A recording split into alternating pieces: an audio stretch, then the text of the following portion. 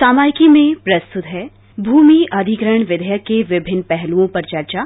इसमें भाग ले रहे हैं इंडियन इंस्टीट्यूट ऑफ फाइनेंस की प्रोफेसर यामिनी अग्रवाल और वरिष्ठ पत्रकार उज्जवल नारायण।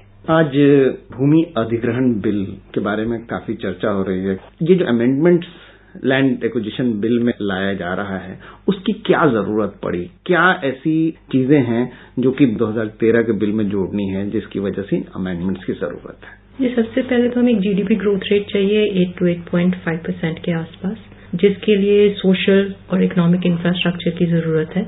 अगर हम सोशल और इकोनॉमिक इंफ्रास्ट्रक्चर की बात करें, रूरल इंफ्रास्ट्रक्चर की बात करें, एक अफोर्डेबल हाउसिंग स्ट्रक्चर की बात करें, ये सब तभी प्रोवाइड किए जा सकते हैं जब आपके पास भूमि हो। और दूसरी बात ये भी देखा गया है कि बड़े सारे जो गवर्नमेंट के प्रोजेक्ट्स हैं, जो ज्यादातर महंगाई दर के ऊपर कंट्रोल पा सकते हैं या उन्हें सीमा में ला सकते हैं, वो बहुत सारे प्रोजेक्ट्स किसी न किसी तौर पे रुके पड़े हैं क्योंकि भूमि को लिया नहीं गया है। तो अगर हम देखें, गवर्नमेंट सेक्टर में 161 प्रोजेक्ट्स रुके हुए हैं जो अबाउट 1.8 लाख करोड़ के आसपास के हैं। प्राइवेट सेक्टर में 585 प्रोजेक्ट्स रुके हुए हैं जो 7 लाख करोड़ के आसपास के हैं।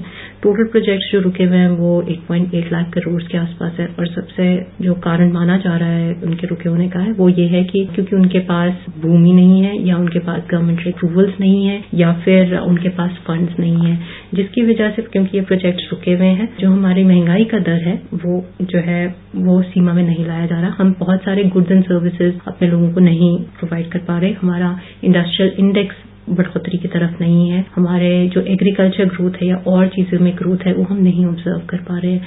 तो अगर हम इकोनॉमी में ग्रोथ देखना चाहते हैं, डेवलपमेंट देखना चाहते हैं, तो लैंड एक्विजिशन बिल की जरूरत पड़ेगी। सरकार कह रही है कि उन्होंने जो कंसेशंस दिए हैं land acquisition bill concession clauses को जो आसान किया है वो 5-6 ऐसे सेक्टर्स के लिए किया है जिससे कि गांवों का डेवलपमेंट होगा, जैसे रूरल रोड है, इंफ्रास्ट्रक्चर है, ये तमाम ऐसे सेक्टर्स हैं।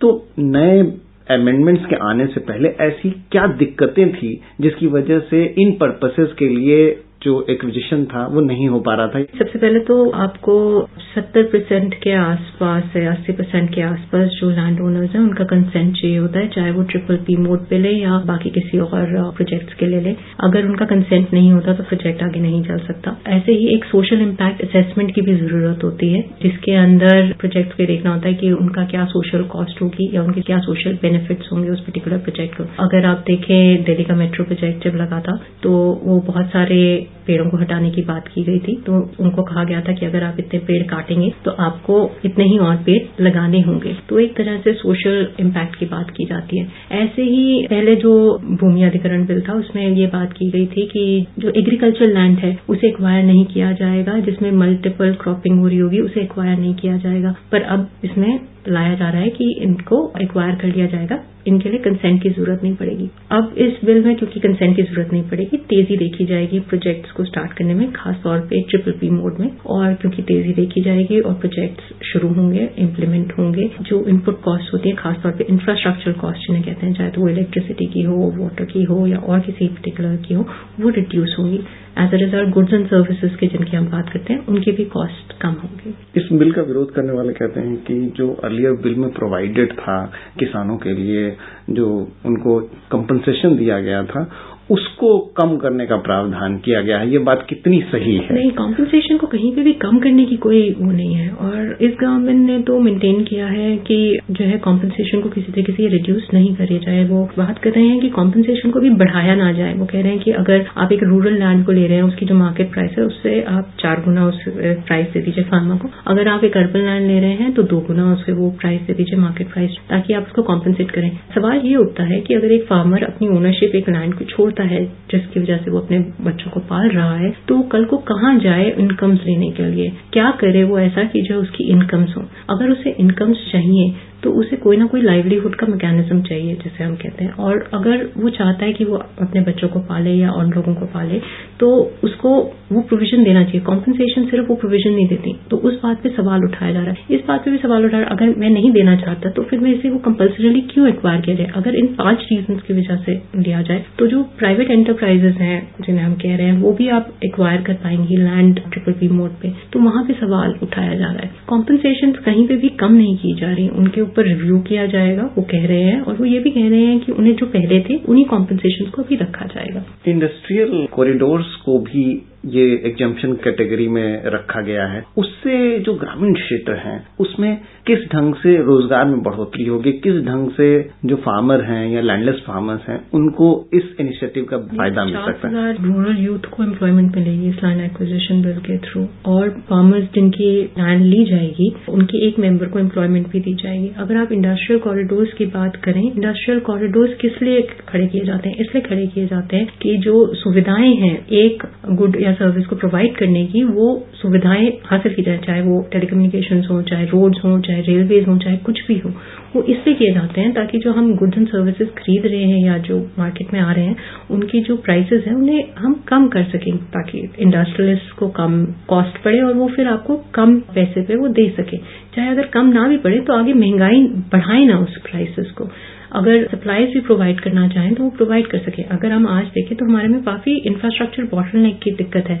कहीं पे अगर उत्पादन होता है, किसी बम्पर क्रॉप होता है जैसे हम कहते हैं, वो दूसरी जगह नहीं पहुंचता जहां पे स्केर्सिटीज है। अगर इंडस्ट्रियल कॉरिडोर्स होंगे तो फार्मर्स को कॉम्पनसेशन मिलेगा। अगर वो बम्पर क्रॉप वहां से हटा करके उस जगह पे उनको बेटर प्राइस मिल सकती है। तो इंडस्ट्रियल कॉरिडोर्स सबके लिए ही होंगे, सिर्फ इंडस्ट्रीज के लिए नहीं होंगे कि उनको बेनिफिट हो। अगर प्राइसेस कम होती हैं तो वो सबके फायदे में होती है। साथ में उसमें काम करने वाले जो लोग होंगे वो आसपास के गांव के लोग होंगे और उन्हीं के आसपास के लोग होंगे, तो उनको एम्प्लॉयमेंट तो मिलेगी ही मिलेगी। रोजगार जैसे हम कह रहे हैं वहां पे रोजगार की कोशिशें वो बढ़ेंगी ही बढ़ेंगी। तो इस बिल के खिलाफ जो है आवाजें उठती हुई दिख रही है, खास वजह क्या दिखती है? सबसे पहले तो वजह यह है कि एक डेमोक्रेटिक सेटअप है, हर एक को अपनी बात कहने का राइट है। तो अगर ऑपोजिशन कहती है कि उन्हें लगता है कि ये लैंड एक्विजिशन बिल सही नहीं है तो वो उस रैलियों के थ्रू कह रहे हैं। दूसरी बात यह है कि जब ये लैंड एक्विजिशन बिल्स लाए जा रहे हैं, किसी भी तरीके से जो फार्मर्स हैं उनको ये नहीं बताया जा रहा कि उनको उससे क्या फायदा होगा। अगर उनकी लैंड ली जाएगी तो उन्हें क्या दिया जाएगा और वो कॉम्पनसेशन को किस तरीके से बेनिफिट कर पाएंगे, क्या एम्प्लॉयमेंट जनरेशन होगी, और अगर जो इंफ्रास्ट्रक्चर डेवलप होगा उससे उनको और उनकी आगे आने वाली जनरेशन को क्या फायदा होगा।